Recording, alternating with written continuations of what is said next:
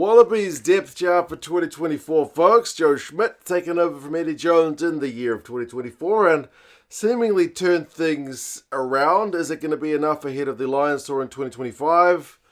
That part remains to be seen. He certainly blooded a few of the youngsters while retaining some of the veterans. You feel like things have stabilized and at least are trending in the right direction. But let's go through the players that Schmidt has used in the 2024 season.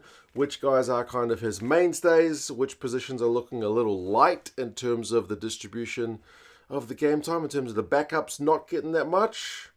You guys can let us know your thoughts on how well placed or not the Wallabies are ahead of next year's Lions tour, and then indeed a World Cup further down the track. We've already looked at some of the other squads, many of them, the Box, the All Blacks, Ireland, Scotland, England. If you want to check out those videos, they'll be in a playlist. It is kind of interesting to see just which coaches are looking more towards stability, the likes of an Ireland, or which squads go kind of all in on the rotation. France, but there's a bit of everything in between. For the front row for the Wallabies in 2024, if we look at 1, 2, and 3, I feel like it's a nice distribution of minutes. There's not one guy in either of those positions or any of those positions who has like 60, 70 plus % of the game time. The front runner, the backup, and then the backup to the backup is at least getting a decent amount of game time, and probably Loosehead looks the most kind of stable of that. With Bell, if you're looking at the number 1 jersey, Bell's there with just under half the game time. And Slipper is there in green with just over a quarter of the game time. Now, that doesn't quite show what I think has been a bit of the drop-off in terms of the Wallabies' best scrummaging props being Tupou on the tight head side and Bell on the loose head side. Because I feel like Slipper has struggled a bit at scrum time. But certainly experience-wise and the amount of game time he's been getting, it's a nice duo. And then Isaac Kailea is there in grey with a pretty similar amount of game time to Slipper. Not too far behind. So that's your top 3 loosehead props in Aussie Rugby for 2024. As I said, I do think the distribution of game time is nice and that everybody who of those 3 guys has been given a chance has actually had a decent run out. You're not over-reliant on one player. If Bell's gone, you got Slipper and Kailea. If Kailea's gone, you got Slipper and Bell. If Slipper's gone, you got Bell and Kailea. So that seems kind of nicely balanced. The other 2 chunks at the top, there's a little bit of Alex Hodgman, who made his way over to Aussie Rugby and was able to kind of make the switch, having played for the All Blacks in the past. And then I probably should have removed these minutes, but Harry Wilson, the number 8. There was a game against the Box where scrums went uncontested, so Wilson ended up in the front row. I should have discarded those. I will do it for the time we look at the 2025 depth chart, but there you go.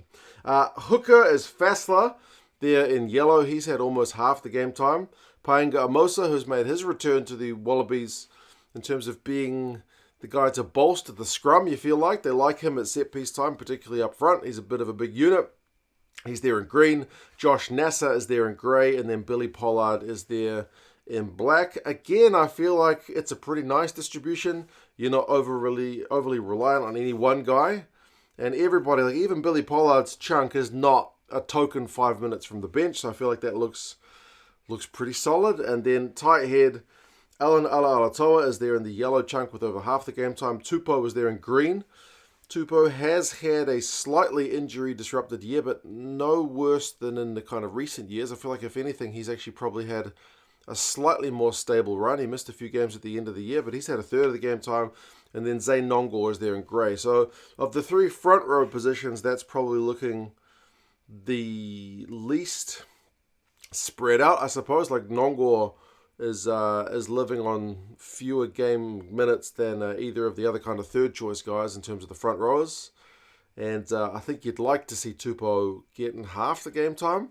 Ideally, you'd want Alatoa and Tupou, I think, to switch those minutes, because Tupou has been the better of the 2 scrummagers. I mean, Alan Alatoa, since he came back from that long-term injury, hasn't hit his kind of best form at scrum time.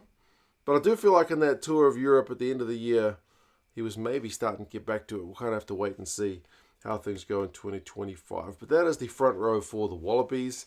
The second row, I actually feel like is looking pretty healthy. They've introduced a few of the the new guys, and they've taken to rugby at this level pretty well. The number 4, which is your loose head lock, that's Nick Frost. He's had the most minutes of any forward we've looked at thus far, certainly more than any of the front rowers in terms of having 60+% of the game time. He is well rated seemingly by Joe Schmidt, followed by Jeremy Williams in green, Angus Blythe in grey, and then even a bit of Salakai Aloto and Josh Canham. There is those kind of 2 black and blue chunks at the top. And then tight headlock, which is where you got a few more of your big bodies. Lukan Salakai Aloto is the premier guy, although he gets under half the game time, followed by Jeremy Williams, who, as I said, was also the green chunk on the loose headlock side, so he plays both sides. If you're combining his minutes, it's more than 50%. And then Will Skelton is that grey chunk on the number 5 side. Obviously, he didn't play in the kind of mid-year games, which would have been his top 14 vacation time, I suppose. Joe Schmidt, I think, was pretty deliberate about not picking him when he would normally be on his rest. He wanted to give him a chance to recuperate. When we got to the end of the year and there was a test match window for him to play in during the regular top 14 season, he did get selected. Availability-wise, you feel like if he's available more time, or maybe for a Lions tour, that chunk increases. Angus Blythe, Tom Hooper, and then Nick Frost there as well. So Tom Hooper has had pretty limited opportunities under Schmidt. I feel like he was injured for a while. He ended up playing for the Aussie A team towards the end of the year. But I mean, largely it's Nick Frost, it's Lukan Salakai Aloto, and Jeremy Williams. Those are your 3 guys. It's been largely between them, with with the odd kind of cameo from the likes of a Skelton, a Blythe, etc.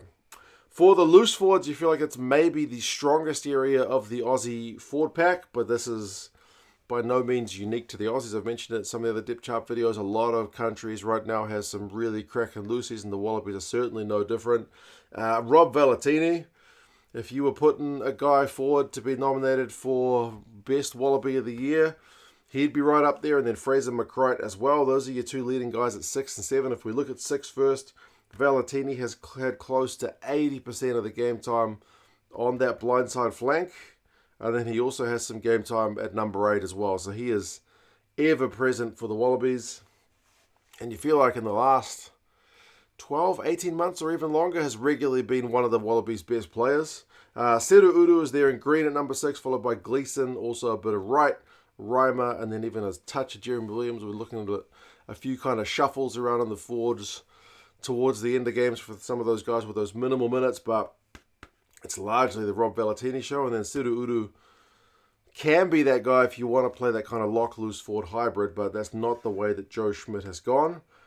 But it is an interesting question, because sometimes if you're going to play Skelton, for example, in the second row, he's not really a line-out man. And then if you play Valetini, McCright, and Wilson, you're also not that strong at line-out time. So Udu is another potential option there as that line-out man in the back row. But anyway, that's the number 6. Now, number 7 is about Fraser McCright. He's there with that yellow chunk. I mean, apart from Valetini, he's probably been one of the best Wallabies players, if not the best Wallabies player for a number 12 months, 18 months, longer. He's been class, and he's followed by Tizano. Tizano's there in the green chunk. It's largely just those 2 guys. I mean, Tizano got a run of games when McCright was injured. Very different player. Tizano just tackles the house down, whereas McCright can genuinely do a bit of everything. Tizano is just going to be the Wallabies' top tackler.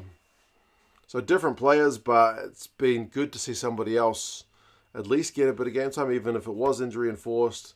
The other guys whose minutes are almost negligible at top, Gleeson and Reimer. And then number 8, Harry Wilson, remember, has captained the side as well. I didn't make much of Liam Wright there in the number 6 jersey. He did captain the side initially, but then has been unavailable through so much injury time. So Wilson has stepped up as the captain in many games. He's there as your leading number 8, followed by Valetini. So those are your really leading 3 guys, Valetini, McCright, and Wilson. It's largely been about them. You've also had a bit of Charlie Cale and Longy Gleeson there as well. So yeah, perhaps more reliant on those 3 guys than any of the other positions in the front row or the second row. Yeah, Valetini, McCright, and Wilson, those are pretty useful back row to be starting with for Joe Schmidt. For the backs, the number 9 jersey has been a pretty even split, and I think if you were designing a depth chart to be healthy, I think this would be amongst the healthiest that we've seen from any of the sides. Gordon there with just over half the game time. Tate McDermott there with just over a quarter of the game time, and then Nick White with just under a fifth of the game time.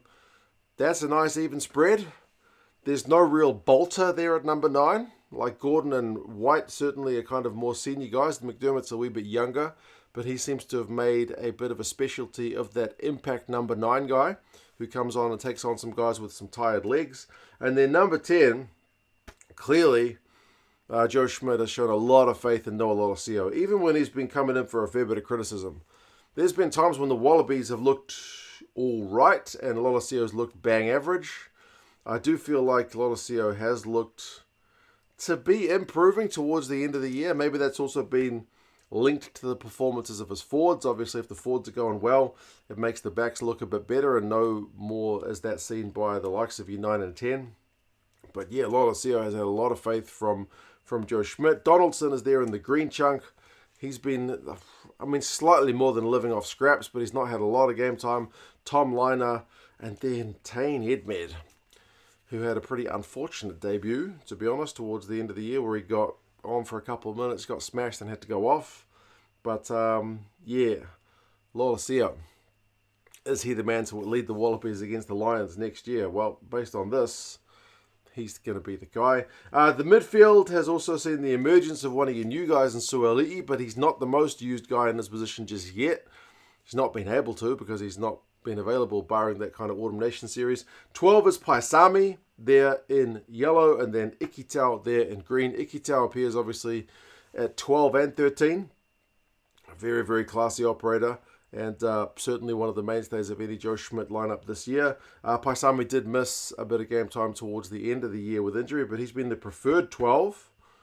With Suali'i now available, though, it'll be interesting to see if he loses his spot to Ikitau with Suali'i at 13. But for now, it's Paisami yellow, Ikitau green, and then Hamish Stewart. I actually thought played all right when he got a bit of limited game time. He's there in grey, so not quite a fifth of the game time, but he's had a decent run, but largely relegated to that kind of down the pecking order spot when everyone else is fit, and now with the emergence of Suali'i. There's also been a touch of Karevi there, although only appeared at the end of the year, and unfortunately got himself a card, so very limited. Then 13, Ikitau is there. He's been your leading candidate at 13, and Suali'i is behind him with about a fifth of the game time. He appeared at the end of the year.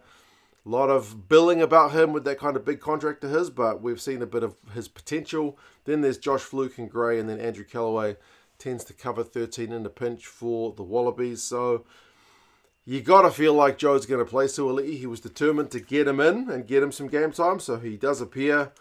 And for the Super Rugby season under his belt next year, you feel like he will be the leading candidate for 13, but got to be fit and see what happens next year when that kind of comes around. The outside backs, you can see left wing is a bit of a mess, but right wing and fullback are very stable. Fullback is Tom Wright, with over 90% of the game time. I think he only didn't start one game for Joe this year. He's been the most selected guy in terms of his position for the Wallabies this year. And then Callaway has had the one game when he didn't play. So Tom Wright at fullback. But then Callaway is also on the right wing, been an absolute mainstay. You don't feel like he's set the world alight. Like Callaway's had some pretty cracking seasons in the past. I don't think 2024 was his greatest year by any means, but he's there with close to 80% of the game time, followed by Jorgensen and a little bit of Dalgunu and even a very touch of Potter. But yeah, Callaway and Wright, very, very stable. Left wing is where we see a bunch of changes. Corambetti there in yellow. Not quite even a third of the game time. Max Jorgensen, he's only 20 years old. Certainly a lot of potential from that fellow. Obviously scored that famous try against England to get that late win. Dylan Peach there in grey. Filippo Dalgunu there in black. Darby Lancaster got a crack against Georgia, I think, there in blue. Harry Potter also got one kind of start towards the end of the year. Josh Fluke and then even Ben Donaldson had to switch to left wing in a pinch, but not really a starting left winger. But left wing has been the most kind of revolving door of any position thus far, which is a real outlier. Like if we look at the squad overall, you can see most of the guys who are the starters get at least half of the game time. The props are obviously a bit lower because the props tend to come on, like Joe likes to bring the replacement props on pretty early. And I guess like Lukan Salakaia-Loto is not quite at half the game time, but most of the positions are half the game time or more. The back row is a 60% or more. Like the back three, especially 14 and 15, a lot of game time, except left wing. Left wing is a proper bit of experimentation from Joe. That's the one position where he's tried a whole heap of different players. If we're looking at the squad overall, it's young. Like at the start of this run, when they were playing Wales, like both these squads seemed like they were in similar positions. They both kind of had a bit of rebuilding to do. Obviously, Gatland lost a bunch of his veterans to retirement, and Joe Schmidt had the rebuilding job after the Eddie Jones disaster. You feel like the Wallabies have handled it a bit better, and their squad is very similar age to the Welsh squad, like under 26 years old. Only the Welsh and the Italians are younger. So very, very young. When we look at the starting 15, you'll see there's not many 30-year-olds in the kind of Wallabies most selected 15. So it's a very, very young squad. You feel like they are going to get better. And they're also pretty heavy. There are some big units in this Wallaby squad. Salakaia-Loto's a big dude. Tupou's a big dude. Skelton's a big dude. So in terms of the pack weight, it's not really like when you tend to think of biggest packs, you think South Africa. Big pack. You think the French in recent years, big pack. You don't think the Wallabies. Well, they're a pretty heavy pack. Against the Lions, that'll be an interesting one to see just kind of what bulk Joe goes for. They've used 48 players, which is more than the likes of New Zealand, more than the likes of Ireland, who were in the low 40s, slightly less than the Box, who used, I think, 50, way less than the likes of Scotland and France, who rotated their mid-year squads with like 60, 70 players across the year.